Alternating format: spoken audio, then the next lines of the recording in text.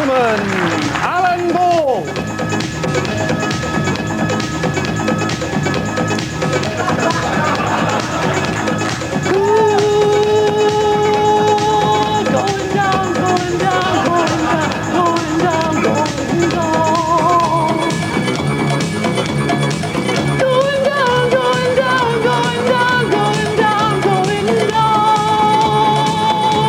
With Swindon Town.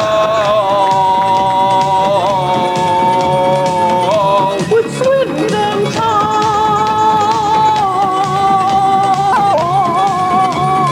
Oh, probably Everton.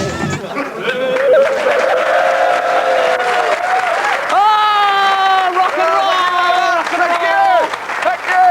Oh, dear. Thank you! It was us! Hey! Oh, God, you were fooled, weren't you?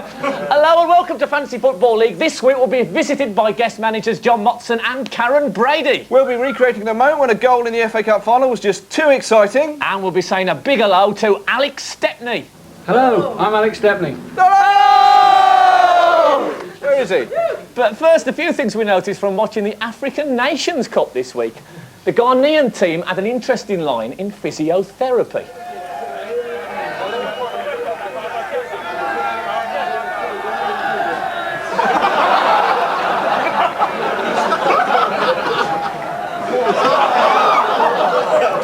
And well done to Ghana for having the best national anthem in the world.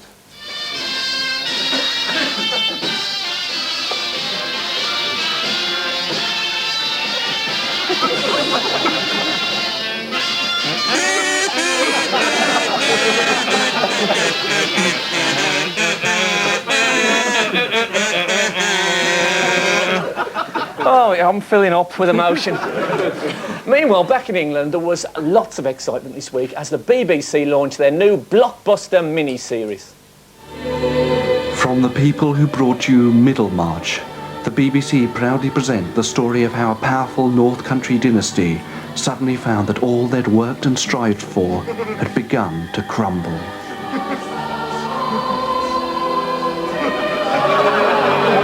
Middle of March, when it all started to go wrong.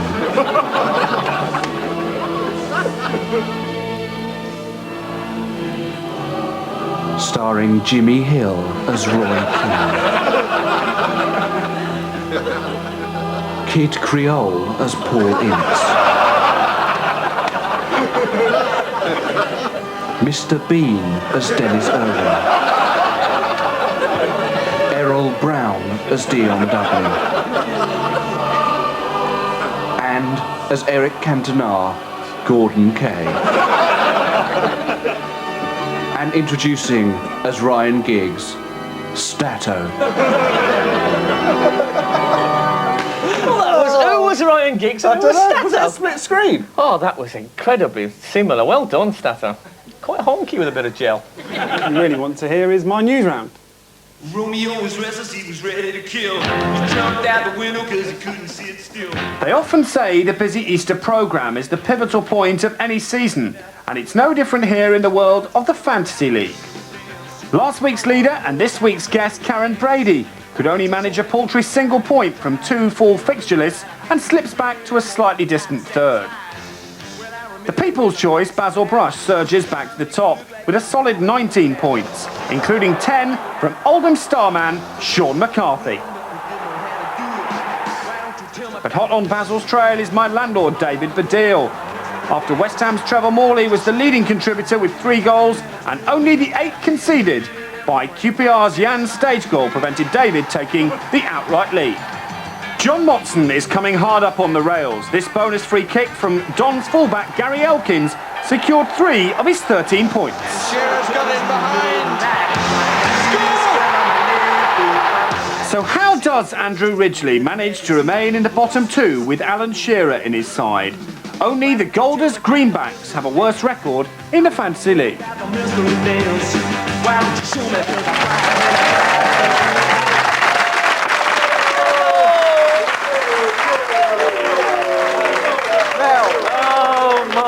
Now, on Wednesday night, as some of you might have seen, Craig Johnston did a QED explaining all the wonderful things that you can do with his new invention, the Predator football boot. And he's quite right. Yeah, for a start off, you can grate cheese with them. So much better than those sharp-edged kitchen implements, isn't it? Well, the thing is with the normal cheese grater, you can take a bit of knuckle off, but this one, it might look at work, but look, it all comes out the inside. It's And, clever. you know, you can use it as a CD holder. Look at that. Really neatly stacked. Jazz, rock, classical in there.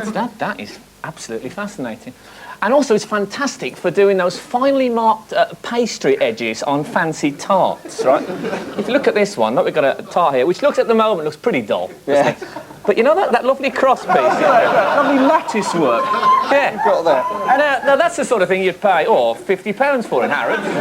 And you know what it's like when you're in a skiffle band, but you've forgotten your washboard. Don't worry, Derek Geiler. Oh, my old man's a dustman, and he wears a dustman's hat. He wears gold-blimey trousers, and he lives in a council flat. He looks a proper nonner in his great big hobnail boots. He's got such a job to pull them up, and he calls them daisy roots. Predator solo.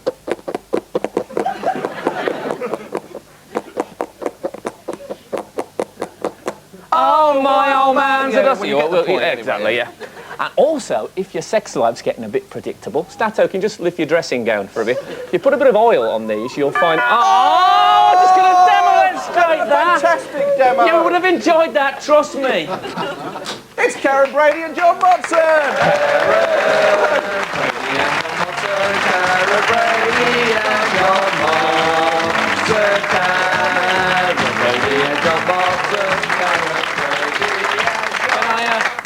Can I tempt you with a well-latticed pie? No, no thanks. Oh, right, okay. Not for me. Worth a try. Hello. Cheese. How's it going? It's going okay. Yeah? Yes, I think so. I've moved up a little bit in the league this week. Yes. A bit closer to you, Karren. Well, and me. Yeah. And me. In fact, we've actually got 3 of the top 4 on the show tonight, you might not know. Karren and Dave have been up there virtually all season, but suddenly a dark horse coming up on the outside. Motty, you've shot into 4th position. Sneaking up there. Second half of the season, you know, it's a marathon, not a sprint, as you know, Frank. Oh, it's the tortoise and the hare, isn't it? Yeah, absolutely. You've done fantastically, it has to be said. You've got very different management styles, haven't you? What, Karren and me? Yeah, it's a very different thing. Well, I think you've actually made 16 different buys this season, John. They've all been quite cheap, but you've wheeled and dealed. You're the sort of sly old fox of the fantasy Yes, league. but then Karren spent big, you know. She had an auction, didn't you? You bought a player with all the money you had left. I did. I bought Lee Sharp. For $4 3/4 million. I did, yeah. And you got a round of applause for it. One round of applause. Yeah, exactly. One applause. From Lee Sharp. No. So, John, you've been someone who's been on the phone on Wednesday morning getting everyone you can. You got Paul Walsh as soon as he moved to Manchester City. Anders Limpar. Anders Limpar as soon as he moved to Everton. Yeah, but I've still stuck to the loyally to the other boys. You know, we've got the Wimbledon lad still in the team, and Karren of Chelsea, who you know well, has been a good goalkeeper. I don't know him that well. Oh, we're not that close. You're hoping he's going to win the semi-final. I am hoping he's going to win the semi-final. Yeah, I do hope very much so. Who do you think is going to win the semi-final? Luton. All right. In fact, I think we've got one of the directors of Luton Town in the audience, haven't we? He's actually a pressure cooker. I don't know if you can hear that. There is, and I should say that he actually can't. Sorry, what's your name? My name's Chris. Chris, the director, gave us a piece of the old artificial pitch from Luton. I don't know if you remember the artificial pitch, but this is a souvenir of that period in Luton's history. How much do these go for at the club shop? Well, they're 15 quid actually. And he brought 2 with him. Bargain. Right. You can also get little bits of the sign that used to say "Piss off all away supporters." So you're confident about tomorrow? Yeah, we're fairly confident, yeah. The boys are resting and... Are you as confident about tomorrow as you were about the artificial pitch? well, the artificial pitch will last longer, or did, but we're fairly confident. Well, you've made a few bob out of it by the sounds of it, Yeah, we 15 needed quid a it. time. But these are gifts and very kind of you. Thank you. Thanks, Dan. Yeah. And you were wearing hats, I noticed earlier. Yeah, actually, we've got to. We'll send them over if you'd like to... Oh, sling them over. Will you give us a boater? Oh, fantastic. Give us a slinging, mate. Watford we supporter. can't take the top off the statue. Yeah, give us a throat. Hey. I think they're very nice. A lot of people go to the semi-final wearing a bloody Luton hat. A lot of people think that Straw Boater is the South African Minister of Agriculture, but no. And also, you find when you finish wearing your straw bow to get home, and we know where you can hang them. So versatile, isn't it? It's fantastic. It is fantastic. So, Karren, when we first had you on, you were sort of the only woman in the game at that time. But now your influence has spread all over the place. There's a woman linesman now, and there's a new woman managing director at Blackpool, I think. Do you feel that you've been a pioneer? No, I don't think so. I think they probably got their jobs because they deserved to get them. I don't think I had any influence in that whatsoever. And women officials, I think, could be really good because, let's face it, male officials are rubbish. But a woman referee, I would have thought, could be a definite Have you heard about this woman linesman? Yes, it rings a bell. Or Yeah, waves a flag, or... Yeah. Hey, oh, Motson, hey, what? Yes. You can't usually get them in on this show, go on. John, I must just apologise before we go any further. A couple of weeks ago, we had one of your colleagues, we had a clip of one of your colleagues, Jimmy Hill, in some 70s clothes, and that was just a cheap laugh. It was uncalled for. There was no need for it. I felt bad about it after. Yeah, I'm sorry about that. To compensate, we thought we'd show the BBC Sports Department doing what they do best, some serious football analysis. OK. Over 60% of those who did offer an opinion prefer a successful England team to a winning club. But as well as talking to you, the supporters, we've been collecting opinions from some of... And apparently only over 60% of people thought your collar was too small as well in that poll. Didn't you used to be the manager of the Crossroads Motel? I applied for the job and didn't get it. No, it's a wonderful outfit. You haven't changed a bit either. No, that's one of those amazing things. Yeah. Speaking of the media, Karren, we've got to mention this, and I know you're going to say, oh, don't start about that, but we all bought the News of the World on Sunday, as we do, because we're big tabloids readers in our Yes, house. I bought it 5 or 6 times. And it's true, you were in it, which is a bit of a surprise. It's a shock. Saying that you're going out with one of the Birmingham City's players at the moment. Which is not, come on, spring in the air, where's your sense of romance? Yes. Has anything come from that article? Has it been a bit of a problem, or is it? No, really.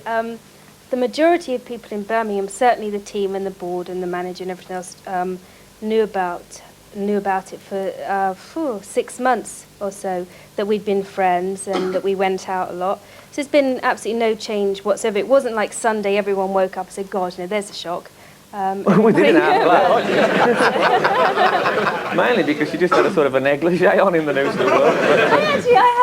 They brought a skirt and a jumper, and it wasn't negligee. Everyone kept saying to me, I wore my pyjamas. That's a skirt and a jumper. It's a skirt and a jumper. It looks like a nightie to me. The skirt comes down to here. It's, well, not if you pull it up here, though. Anyway, it was a good photo. We enjoyed it. Yeah. I was listening to some of your commentary the other night, John, and I think you are sort of famous for being one of the more colourful football commentators, and we got a few clips of you at your most poetic. All right. Omens were written all over this final. The losing Milk Cup finalists win the FA Cup for the 3rd year running in the Chinese year of the rat. The Everton captain, Kevin Ratcliffe, will go on to receive the FA Cup.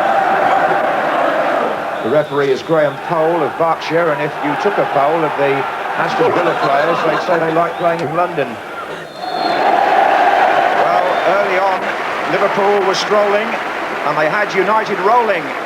But when United had to convince, they produced a goal from Paul Ince.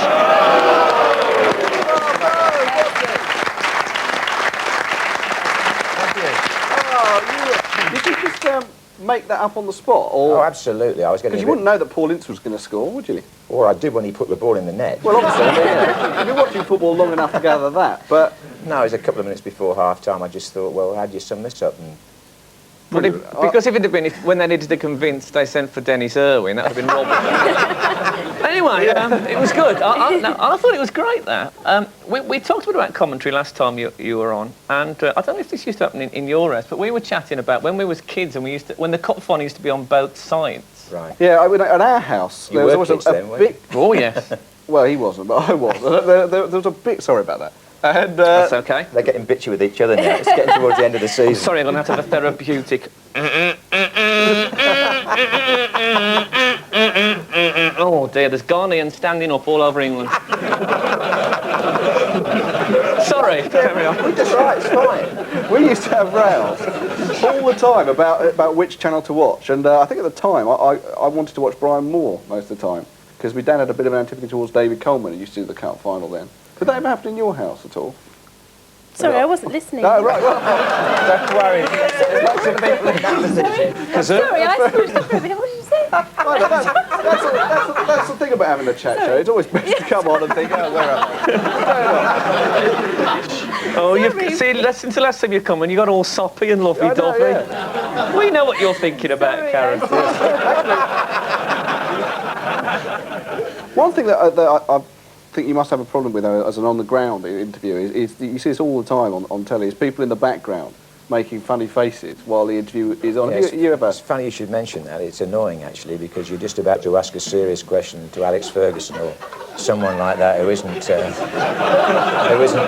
and you get someone like that behind the camera. How do you cope with it? Yeah. Well, he's gone away now. You have to just carry on, and what you'd like to do is just turn around and whack the fella, really. But what you do? I'd like to see you do that. Well, with it being Stato, I nearly did, but no. Sometimes even when players are interviewed on the pitch, you still get someone in the background who's got to get their silly face on camera. It's usually a steward.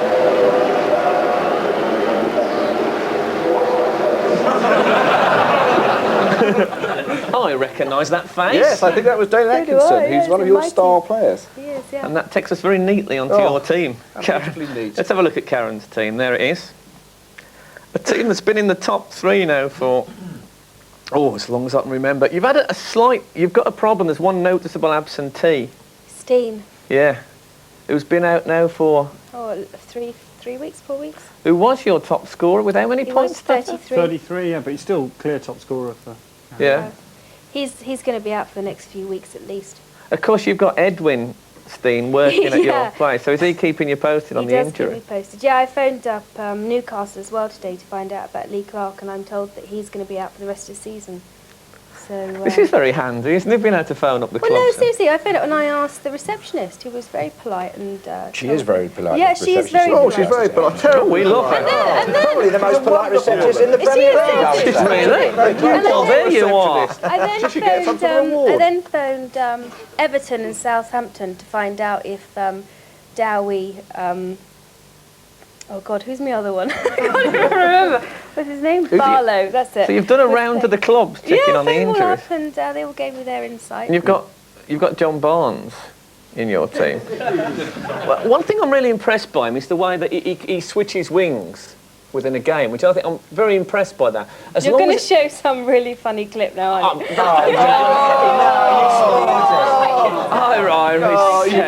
You've cottoned onto the format, though, haven't you?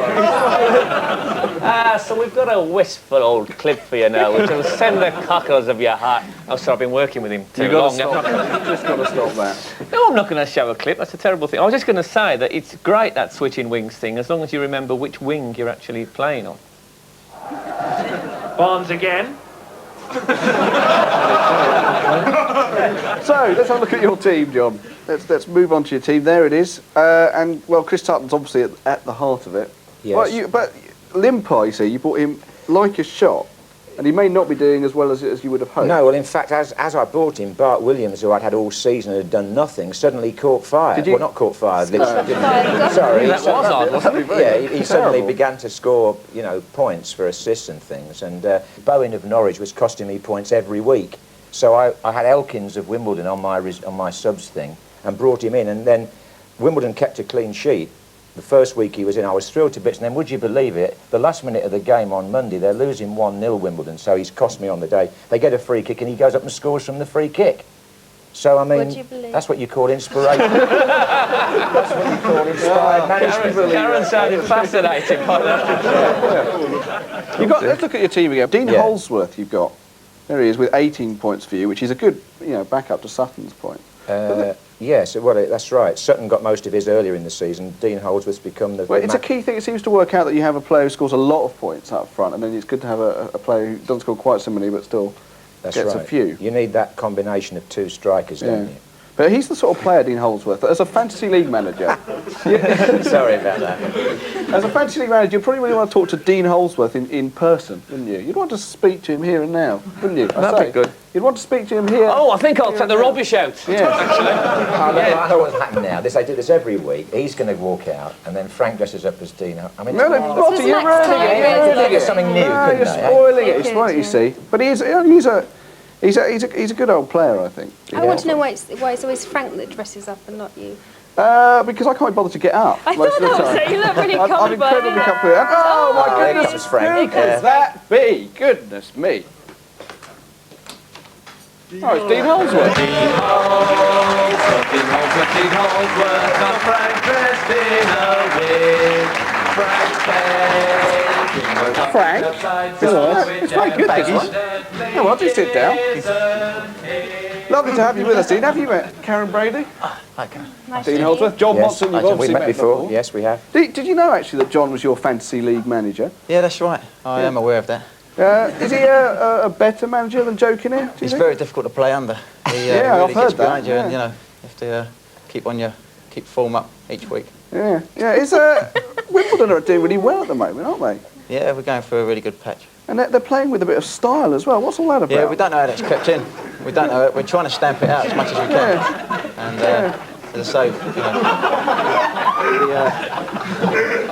the style's crept in, and we're just trying to stamp it out week in, week out. Yeah, well, that'd be the best bet. Motty, what do you think about Wimbledon? Oh, who on earth is that now? Saved by the bell.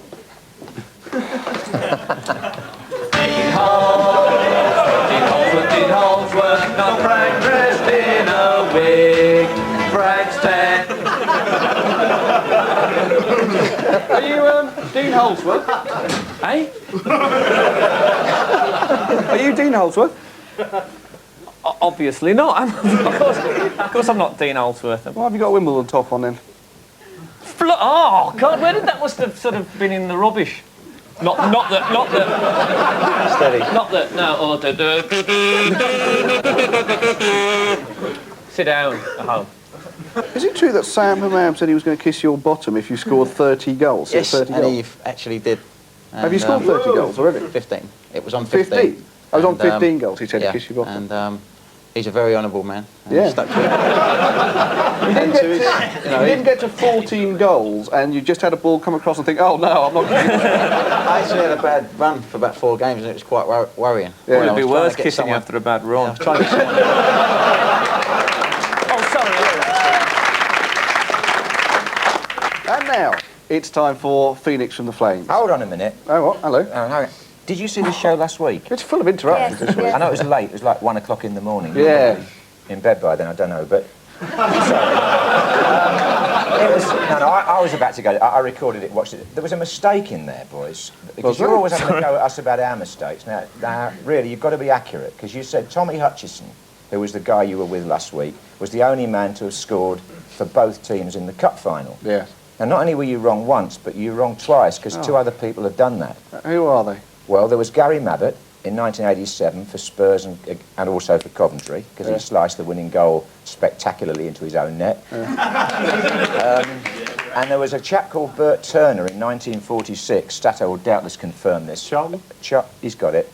Well, he may have it, but you could have told us last week, Stato. Well, Now you've let us be shown up. Yeah. well, I thought it deserved a correction, to be fair, boys. I mean,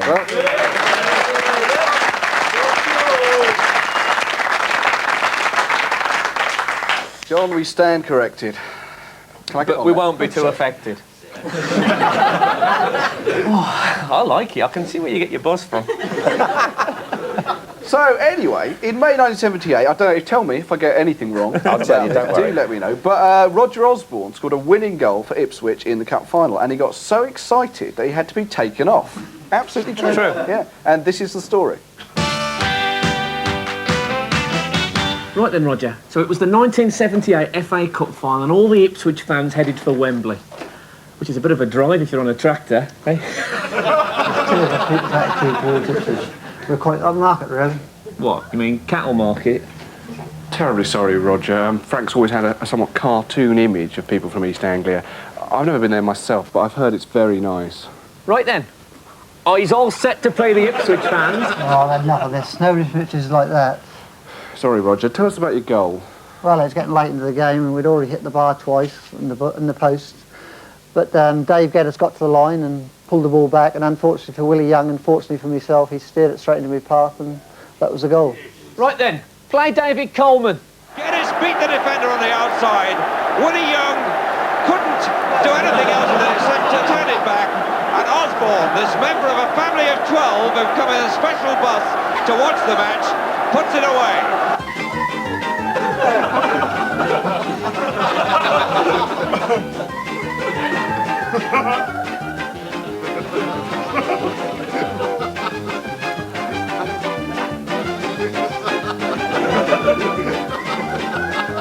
OK, Roger, so then what happened? Well, all the players jumped on top of me, and I remember John Walk and Nick Mills jumping on me, and I just felt ill. No idea. I scored! I feel great! Yeah!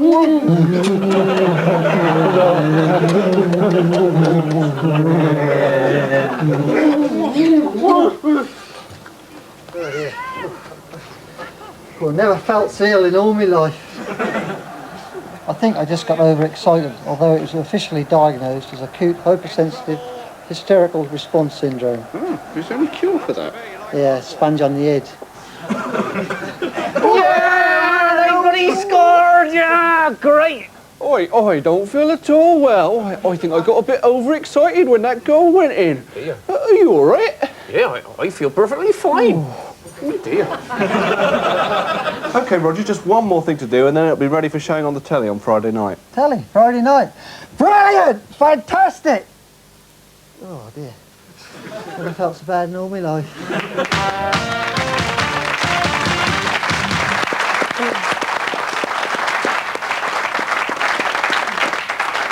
Dean, have you ever felt ill with excitement after scoring a goal? No, I don't think I can actually say I felt ill. I felt quite happy when I scored. Yeah. Did you feel ill with excitement when Sam Mam kissed your arse? I felt quite queasy then. Fair enough. I don't know how he felt, do you? Yeah, I think he felt even worse. Yeah, I should imagine. This thing when you go down after a goal and do this, is that your own personal invention? Yeah, sometimes you do. You create things, trying to get your picture taken as much as you can. Do you do one of these little dances as well? No, we've got our own oh, because you've got the aeroplanes, yeah. You? I'll do that. Shall I on the way back to the settee? Right, yeah, off you go. Hey, just like I it. thought it was Little House on the Prairie for a minute there. Yeah. Anyway, don't do that. Sorry. It's a very obscure Little House on the Prairie joke. I got it. Hopefully no one got it. So we've got a letter here, and it says, Dear Frank and David, I'm very glad to see that your guest is Karren Brady this week. I think women have a very calming and civilising influence on the game, and that's from Mrs. Royston from Hindleveston. No, that's just another rhyme, isn't it? Mrs. Royston from Hindleveston. Well, Mrs. Royston, it's not all sweetness and light. We've got a clip here of a women's football match, and they're having a bit of a go at the referee. Ela e Sandra partiram para cima do juiz que tentou.